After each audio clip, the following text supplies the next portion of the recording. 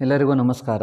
ಈಗ 10ನೇ ತರಗತಿ ವಿಜ್ಞಾನ ವಿಷಯದ ನಮ್ಮ ಪರಿಸರ ಅಧ್ಯಾಯದಲ್ಲಿನ ಪ್ರಶ್ನೋತ್ತರಗಳ ಬಗ್ಗೆ ತಿಳಿದುಕೊಳ್ಳೋಣ. ಮೊದಲಿಗೆ ಬಹು ಆಯ್ಕೆ ಪ್ರಶ್ನೆಗಳು. ಪ್ರಶ್ನೆ ಸಂಖ್ಯೆ 1. ಕೆಳಗೆ ಕೊಟ್ಟಿರುವ ಆಹಾರ ಸರಪಳಿಯನ್ನು ಗಮನಿಸಿ. ಹುಲ್ಲನ್ನು ಮಿಡತೆ ತಿನ್ನುತ್ತದೆ, ಮಿಡತೆಯನ್ನು ಕಪ್ಪೆ ತಿನ್ನುತ್ತದೆ, ಕಪ್ಪೆಯನ್ನು ಹಾವು ತಿನ್ನುತ್ತದೆ, ಹಾವನ್ನು ಹದ್ದು ತಿನ್ನುತ್ತದೆ. ಮೊದಲನೇ ಪೋಷಣಾ ಸ್ತರಕ್ಕೆ ಲಭ್ಯವಿರುವ ಶಕ್ತಿ 5000 ಜೌಲ್ಗಳಾದರೆ ಹಾವಿಗೆ ದೊರಕುವ ಶಕ್ತಿಯ ಪ್ರಮಾಣ option A 500 joule, option B 5 joule, option C 0.5 joule, option D 50 joule. ಸರಿ ಉತ್ತರ ಆಪ್ಷನ್ ಬಿ 5 ಜೌಲ್. ಪ್ರಶ್ನೆ ಸಂಖ್ಯೆ 2. ಜಲ ಪರಿಸರ ವ್ಯವಸ್ಥೆಯಲ್ಲಿರುವ ಉತ್ಪಾದಕರು. ಆಪ್ಷನ್ ಎ ಶೈವಲಗಳು, ಆಪ್ಷನ್ ಬಿ ಚಿಕ್ಕ ಮೀನುಗಳು, ಆಪ್ಷನ್ ಸಿ ಡಿಂಬಕಗಳು, ಆಪ್ಷನ್ ಡಿ ಪ್ರೋಟೋಝೋವಗಳು. ಸರಿ ಉತ್ತರ ಆಪ್ಷನ್ ಎ ಶೈವಲಗಳು. ಈಗ 1 ಅಂಕದ ಪ್ರಶ್ನೆಗಳಿಗೆ ಉತ್ತರಿಸೋಣ. ಪ್ರಶ್ನೆ ಸಂಖ್ಯೆ 1. ಪರಿಸರ ವ್ಯವಸ್ಥೆಯಲ್ಲಿ ವಿಘಟಕರ ಪಾತ್ರವೇನು? ವಿಘಟಕಗಳು ಸತ್ತ ಜೀವಿಗಳನ್ನು ಮತ್ತು ತ್ಯಾಜ್ಯ ವಸ್ತುಗಳನ್ನು ವಿಭಜಿಸಿ ಸಾವಯವ ಪದಾರ್ಥಗಳನ್ನು ಮಣ್ಣಿಗೆ ಸೇರಿಸುತ್ತವೆ. ಪ್ರಶ್ನೆ ಸಂಖ್ಯೆ 2. ಆಹಾರ ಸರಪಳಿಗಳು ಸಾಮಾನ್ಯವಾಗಿ 3 ಅಥವಾ 4 ಹಂತಗಳನ್ನು ಮಾತ್ರ ಒಳಗೊಂಡಿರುತ್ತವೆ. ಕಾರಣ ಕೊಡಿ. ಉತ್ತರ ಆಹಾರ ಸರಪಳಿಯ ಪ್ರತಿ ಪೋಷಣಾ ಸ್ತರದಲ್ಲಿ ಪ್ರತಿಶತ 10ರಷ್ಟು ಶಕ್ತಿ ನಷ್ಟವಾಗುತ್ತಾ ಹೋಗುತ್ತದೆ. ಇದರಿಂದಾಗಿ ಮುಂದಿನ ಪೋಷಣಾ ಸ್ತರಗಳಿಗೆ ಶಕ್ತಿಯ ಲಭ್ಯತೆ ಕಡಿಮೆಯಾಗುತ್ತದೆ. ಆದ್ದರಿಂದ ಆಹಾರ ಸರಪಳಿಗಳು ಸಾಮಾನ್ಯವಾಗಿ 3 ಅಥವಾ 4 ಹಂತಗಳನ್ನು ಮಾತ್ರ ಒಳಗೊಂಡಿರುತ್ತವೆ. ಪ್ರಶ್ನೆ ಸಂಖ್ಯೆ 3. ಓಝೋನ್ ಪದರವನ್ನು ರಕ್ಷಿಸುವುದು ಅಗತ್ಯವಾಗಿದೆ ಏಕೆ? ಓಝೋನ್ ಪದರ ಸೂರ್ಯನಿಂದ ಬರುವ ಹಾನಿಕಾರಕ ವಿಕಿರಣಗಳಿಂದ ನಮ್ಮನ್ನು ರಕ್ಷಿಸುವ ರಕ್ಷಾ ಕವಚವಾಗಿದೆ. ಪ್ರಶ್ನೆ ಸಂಖ್ಯೆ 4. ಇತ್ತೀಚಿನ ದಿನಗಳಲ್ಲಿ ಕ್ಲೋರೋಫ್ಲೋರೋಕಾರ್ಬನ್ ಮುಕ್ತ ರೆಫ್ರಿಜರೇಟರ್ಗಳನ್ನು ತಯಾರಿಸುತ್ತಾರೆ ಏಕೆ? ಉತ್ತರ ಈ ಸಂಯುಕ್ತವು ಮಾಲಿನ್ಯಕಾರಕವಾಗಿದ್ದು ಓಝೋನ್ ಪದರಿನ ಸವೆತಕ್ಕೆ ಕಾರಣವಾಗಿದೆ ಅಥವಾ ಓಝೋನ್ ಪದರಿನ ಸವಕಳಿಯನ್ನು ತಡೆಗಟ್ಟಲು. ಪ್ರಶ್ನೆ ಸಂಖ್ಯೆ 5. ಜೈವಿಕ ಸಂವರ್ಧನೆ ಎಂದರೇನು? ಉತ್ತರ ಕೆಲವು ರಾಸಾಯನಿಕಗಳು ಆಹಾರ ಸರಪಳಿಯನ್ನು ಪ್ರವೇಶಿಸಿದಾಗ ಒಂದು ಪೋಷಣಾ ಸ್ತರದಿಂದ ಇನ್ನೊಂದು ಪೋಷಣಾ ಸ್ತರಕ್ಕೆ ಹೋದಂತೆ ಗರಿಷ್ಠ ಸಾಂದ್ರತೆಯಲ್ಲಿ ಸಂಗ್ರಹವಾಗುವುದನ್ನು ಜೈವಿಕ ಸಂವರ್ಧನೆ ಎನ್ನುವರು. ಪ್ರಶ್ನೆ ಸಂಖ್ಯೆ 6. ಪರಿಸರ ಮಾಲಿನ್ಯ ತಡೆಗಟ್ಟುವಲ್ಲಿ ಮರುಚಕ್ರೀಕರಣದ 2 ಮಹತ್ವಗಳನ್ನು ಬರೆಯಿರಿ. ಉತ್ತರ ಜೈವಿಕ ವಿಘಟನೆಯಾಗುವ ಮತ್ತು ಜೈವಿಕ ವಿಘಟನೆಯಾಗದ ವಸ್ತುಗಳ ವಿಂಗಡಣೆಗೆ ಸಹಾಯಕ. ಮರುಚಕ್ರೀಕರಣ ಮಾಡಬಹುದಾದ ತ್ಯಾಜ್ಯ ವಸ್ತುಗಳಂತೆ ರಾಶಿ ಆಗುವುದಿಲ್ಲ. ವಸ್ತುಗಳು ಇತರೆ ಕಚ್ಚಾ ವಸ್ತುಗಳ ಬಳಕೆ ಕಡಿಮೆ ಮಾಡಬಹುದು. ಇತರೆ ನೈಸರ್ಗಿಕ ಆಕಾರಗಳಿಗೆ ಹಾನಿಕಾರಕ ತ್ಯಾಜ್ಯಗಳು ಸೇರುವುದನ್ನು ನಿಯಂತ್ರಿಸಬಹುದು. ಪ್ರಶ್ನೆ ಸಂಖ್ಯೆ 7.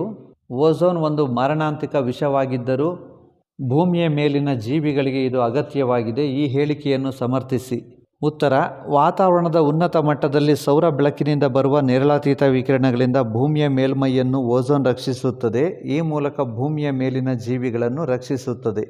ಪ್ರಶ್ನೆ ಸಂಖ್ಯೆ 8. ಪರಿಸರ ವ್ಯವಸ್ಥೆಯಲ್ಲಿ ಆಹಾರ ಸರಪಳಿಯ ಉನ್ನತ ಸ್ತರಕ್ಕೆ ತಲುಪಿದಂತೆ ಜೀವಿಗಳ ಸಂಖ್ಯೆ ಕಡಿಮೆಯಾಗುತ್ತದೆ ಏಕೆ? ಉತ್ತರ ಏಕೆಂದರೆ ಆಹಾರ ಸರಪಳಿಯ ಉನ್ನತ ಪೋಷಣಾ ಸ್ತರಕ್ಕೆ ತಲುಪಿದಂತೆಲ್ಲ ಲಭ್ಯವಿರುವ ಶಕ್ತಿಯ ಪ್ರಮಾಣ ಕಡಿಮೆಯಾಗುತ್ತಾ ಹೋಗುತ್ತದೆ. ಪ್ರಶ್ನೆ ಸಂಖ್ಯೆ 9. ಶೀತಲೀಕರಣ ಘಟಕಗಳಲ್ಲಿ CFCಗಳ ಬಳಕೆಯನ್ನು ಕಡ್ಡಾಯವಾಗಿ ನಿಷೇಧಿಸಲಾಗಿದೆ ಏಕೆ? ಉತ್ತರ CFCಗಳು ಓಝೋನ್ ಪದರದ ತೆಳುವಾಗುವಿಕೆ ಅಥವಾ ಶೀತಲೀಕರಣವಾಗುವಿಕೆಗೆ ಕಾರಣವಾಗುತ್ತವೆ. ಈಗ 2 ಅಂಕದ ಪ್ರಶ್ನೆಗಳಿಗೆ ಉತ್ತರಿಸೋಣ. ಪ್ರಶ್ನೆ ಸಂಖ್ಯೆ 1. ಒಬ್ಬ ವಿದ್ಯಾರ್ಥಿಯು ಸೌತೆಕಾಯಿ ಚೂರುಗಳು, ಗಾಜಿನ ಚೂರು, ಬಾಳೆಹಣ್ಣಿನ ಸಿಪ್ಪೆ ಮತ್ತು ಪ್ಲಾಸ್ಟಿಕ್ ಪೆನ್ನು ಇವುಗಳನ್ನು ಒಂದು ಗುಂಡಿಯಲ್ಲಿ ಹಾಕಿ ಮುಚ್ಚುತ್ತಾನೆ. 1 ತಿಂಗಳಿನ ನಂತರ ಆ ವಸ್ತುಗಳಲ್ಲಿ ಯಾವ ಬದಲಾವಣೆಗಳನ್ನು ಗಮನಿಸಬಹುದು? ಈ ಬದಲಾವಣೆಗಳಿಗೆ ವೈಜ್ಞಾನಿಕ ಕಾರಣ ಕೊಡಿ. ಉತ್ತರ ಸೌತೆಕಾಯಿ ಚೂರುಗಳು, ಬಾಳೆಹಣ್ಣಿನ ಸಿಪ್ಪೆ ಇವು ಜೈವಿಕ ವಿಘಟನೆಗೆ ಒಳಗಾಗುವ ವಸ್ತುಗಳು. ಇವು ವಿಘಟನೆ ಹೊಂದಿ ಕ್ರಮೇಣ ಮಣ್ಣಿನಲ್ಲಿ ಬೆರೆತು ಹೋಗುತ್ತವೆ. ಗಾಜಿನ ಚೂರು, ಪ್ಲಾಸ್ಟಿಕ್ ಪೆನ್ನು ಇವು ಜೈವಿಕ ವಿಘಟನೆಗೆ ಒಳಗಾಗದ ವಸ್ತುಗಳು. ಇವು ಕೊಳೆಯದೆ ಪರಿಸರದಲ್ಲಿ ಹಾಗೇ ಉಳಿದು ಬಿಡುತ್ತವೆ.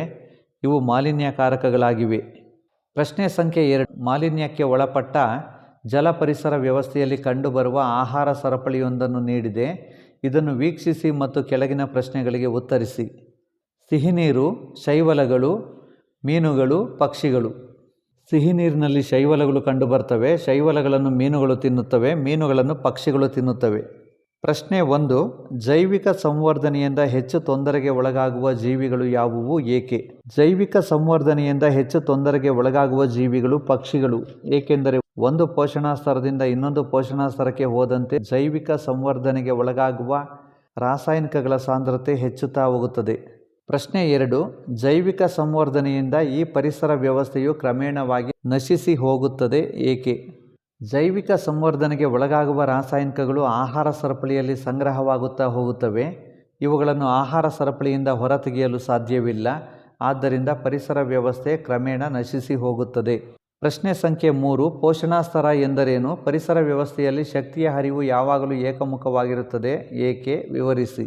ಉತ್ತರ. ಆಹಾರ ಸರಪಳಿಯ ವಿವಿಧ ಮಜಲುಗಳನ್ನು ಪೋಷಣಾ ಸ್ತರ ಎನ್ನುವರು. ಪ್ರತಿ ಪೋಷಣಾ ಸ್ತರದಲ್ಲಿ ಶಕ್ತಿಯು ನಷ್ಟವಾಗುವುದರಿಂದ ಕಡಿಮೆಯಾಗುತ್ತಾ ಹೋಗುತ್ತದೆ. ಶಕ್ತಿಯ ಹರಿವು ಪೋಷಣೆಯ ಮೂಲಕ ನಡೆಯುತ್ತದೆ.